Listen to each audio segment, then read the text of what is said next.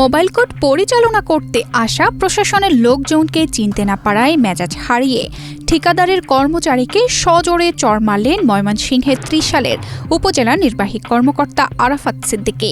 পরিস্থিতি সামাল দিতে মাঝখানে এসে ইউনোকেও থামালেন সহকারী কমিশনার মোহাম্মদ মাহবুবুর রহমান। একজন সরকারি কর্মকর্তা সাধারণ একজন কর্মচারীর গায়ে হাত তোলার এমন দৃশ্য সিসিটিভি ক্যামেরায় স্পষ্ট ধরা পড়ে, যা সামাজিক যোগাযোগ মাধ্যমে প্রকাশের পর ব্যাপক আলোচনা ও সমালোচনার জন্ম দিয়েছে।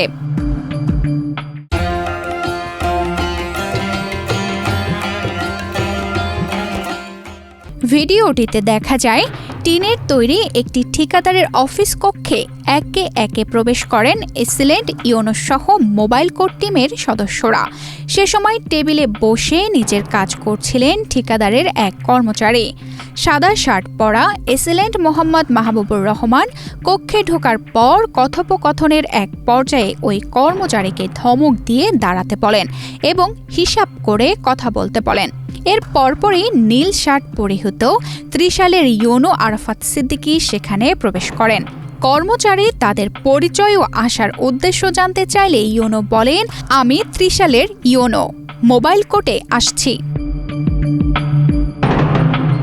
কিন্তু কর্মচারী তখনও তাদের স্পষ্ট নাম পরিচয় জানতে চাইলে কথার এক পর্যায়ে চরম উত্তেজিত হয়ে ওঠেন ইউনো আরাফাত সিদ্দিকী।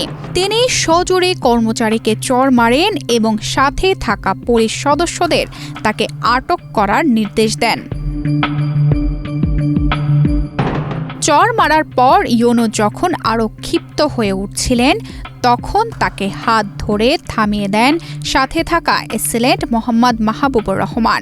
তিনি ইউনোকে সরিয়ে এনে পরিস্থিতি শান্ত করার চেষ্টা করেন এবং অনাকাঙ্ক্ষিত ঘটনাটি বড় হওয়া থেকে রক্ষা করেন। পরবর্তীতে পুলিশ সদস্যরা পরিস্থিতি নিয়ন্ত্রণে আনেন। তানজিদা রহমান, ইনায়া, বাংলাদেশ প্রতিদিন।